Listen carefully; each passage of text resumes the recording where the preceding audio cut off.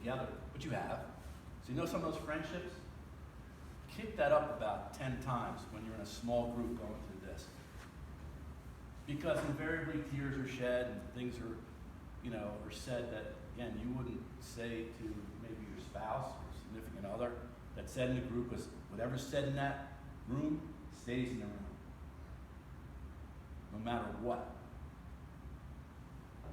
It's open game. With safety. The good part about this too is once you go through this with Alan, then the people that you go through this with Alan, you guys form your own group and you continue to meet. And that's based on your time frame. You decide, is it going to be once a month, is it going to be once a quarter? That's up to you. But you have these people who keep walking with you through this. And there are times where, everybody does it. Everybody, it's like everybody will say, well, I think this week's going to be my week because I got to let this go. I got to cut loose for a minute, so pass the Kleenex because it's coming. I got to get this all off. I got to get it out. And those people that are in the room, they get it because they've been through this with you. And they're going to help you figure out how you get to the other side of that piece. Because you do get to the other side. And they're going to help you do it. So things start accelerating for you. You start getting the things you want a lot faster. You know how to do it. You have an algorithm to work with. We practice this. Because this takes practice. I have goal planning sheets in my bag now. I can give them to you. And you can look like, what? What do I do here? So you practice on how to do it. And the first one you do might take you an hour. But now you can do a complicated one. I can do a complicated one in maybe 10 minutes. If you start learning. So this is all about practice. Doing it time and time again. And it becomes habitual. That's the cool thing. Because you're thinking about everything. You're thinking about, all right, here's my to-do list. I got 20 items on there. And intuitively I got to prioritize that bad boy. And I know I can only get to the top 5 today. You know it right up front. So you're not worrying about those bottom 15. In fact, you get to the point where you're not even writing them down. How cool is that? So the clutter, the fog starts clearing away. And think about it, just like driving. You're driving in the fog and you're going 30 miles an hour because that's all you can see. You're on the highway, it opens up and you're back to 75. That's what this is about your life. It's about clearing the fog away. You can get there. Yeah, just a question. You said in the beginning that there are 38 members that have completed this course. Is that correct? That's what I counted yesterday. Minimum. Yeah. Because a lot of people I worked with before they went to LCD, and a lot of people wanted to work with me one-on-one, so not in a group. Okay. So I would say there's probably 50 that. Okay. And how long was the span of time? How long was it? 15 years. Okay. So, multiple question would be, how many do you see in a group at one time? Like this class coming up, how many do you see? Last one was 4. Okay. There's generally 4 is about like the super number. We've had as many as 7. I won't take any more than 7. I mean, the reason why I ask is it goes back to my trustworthy. Yes. That things are discussed in an environment like that. I mean, when you say that maybe not a deal breaker, but that for me, maybe, you know what? I'm not saying it is, but that's something that I would further want to discuss with you because Ed, there's a reason why many people have said, I want to work with you, but I'm not working in the group. And I'm not necessarily saying that I wouldn't. I just kind of would like to get more background. We'll have a conversation. We'll have a conversation about it. It's one way or another. So there's a bunch of people that I've worked with individually, outside of that. It's, to be honest, for me, in the course of my career, I've gone more from corporate work, and I did a lot of work for the state also in leadership development, into more entrepreneurial coaching. So most of my clients own businesses, most. So I work with them, and most of that is done individually. So today, I might work with 2 groups a year. One of them is always LCD. Okay? That's a great question, by the way, and it's a consideration. Some people are comfortable with it, other people aren't. questions about this? Do you Yes, meet Karen. in person or over the phone or Zoom? Great question. Up until this point, we've always met in person. And I think with social distancing, you know, I think 4 or 5 people in a room, I think we can do it in the boardroom. You know, I'm comfortable with that. And I'm in the risk factor, so, you know, whether please believe it or not. I'd be more than comfortable with doing this, you know, face to face. By the way, the first 9 weeks are face to face. The last 5 are by phone, individually.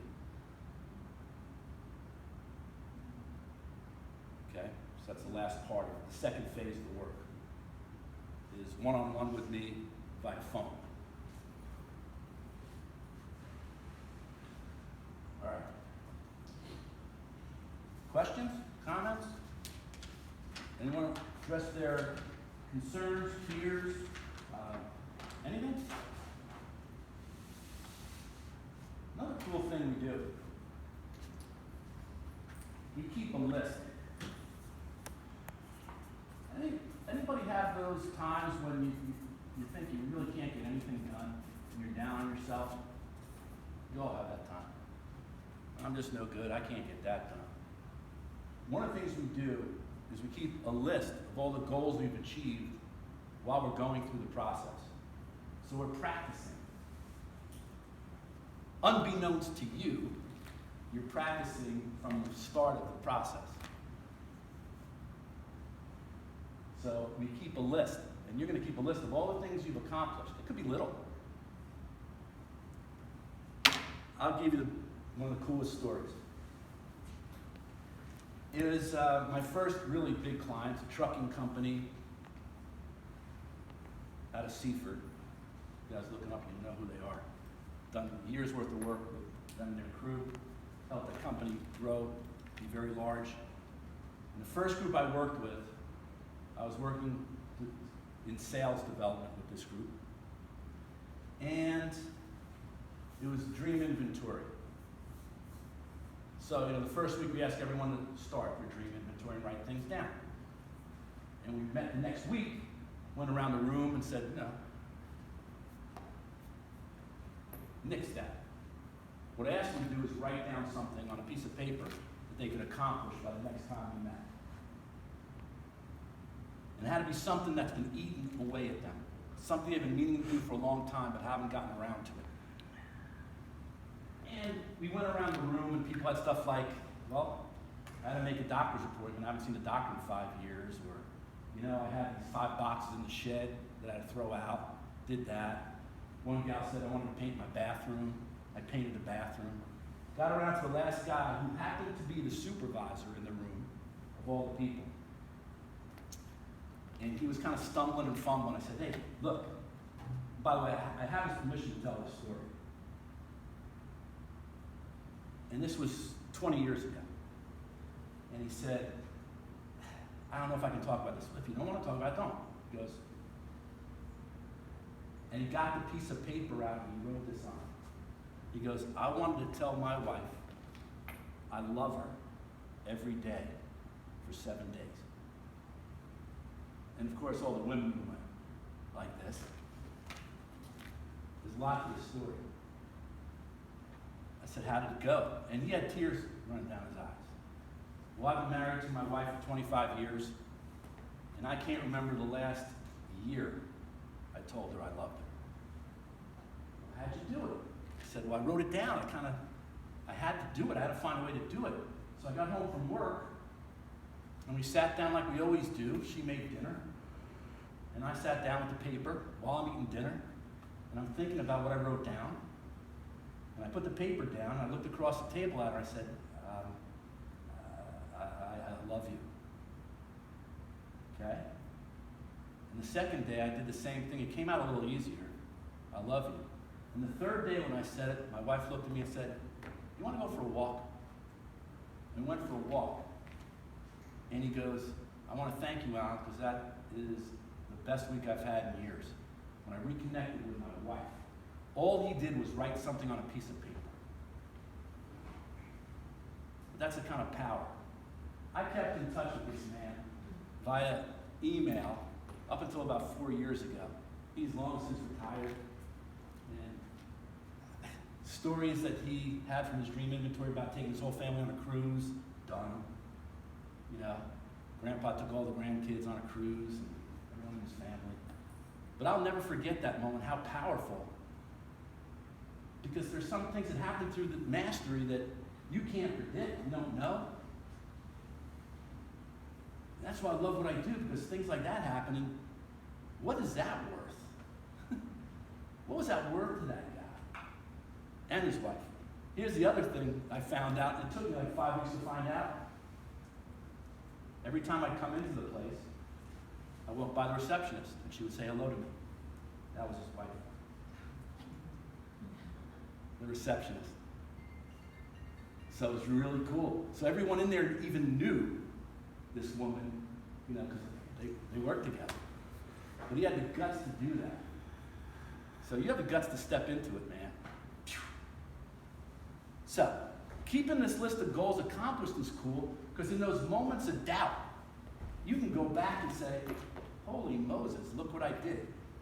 Don't you think that guy, when he was in doubt, he looked, man, if I can tell my wife I love her every day after not, I can do anything. That's what it's all about. The stuff you can do. And you keep a record of that. And you look back on it. And you look back as you write down, what was the importance to you of accomplishing that goal? What did it mean to you? What did it mean to your company, if, you know, that's the case? What does it mean to you personally? So we do that. And then we keep on going. We still meeting on a regular basis, Judy? Yes, we just haven't because of COVID and Yeah. some of our folks are not comfortable meeting in the boardroom. So, for a long time, once a month, the graduates of mastery would get together at the chamber for yet another meeting to keep this all rocking and rolling for years.